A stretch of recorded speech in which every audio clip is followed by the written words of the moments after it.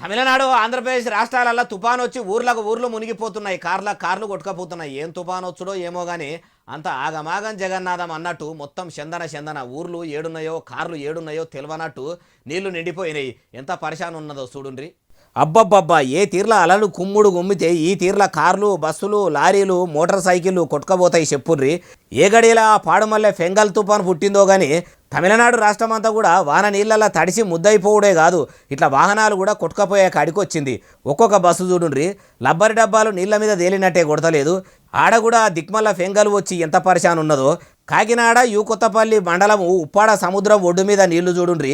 ఊర్లలకు వస్తే టైర్లు మునిగిపోయి అద్దాల దాకా నీళ్లు ఉన్న కార్లు నడిపేటోళ్ళు అందులోకే లేవోతుర్రు. నీళ్ళు ఎక్కువై కొట్టుకపోతే ఎట్లా చెప్పుర్రి. ఇగో ఇట్లా తుఫాన్లు వచ్చినప్పుడల్లా తీర ప్రాంతాలు ఏండ్ల సంధి మునుగుడే ఉన్నది. ఎన్ని ప్రభుత్వాలు మారినా ఎన్ని పార్టీలు వచ్చినా వీటి ప్రభావాన్ని తట్టుకునే సౌలతులు మాత్రం చేయలేకపోతున్నాయి అంటుర్రు ఈ ముచ్చటిన్నోళ్ళు.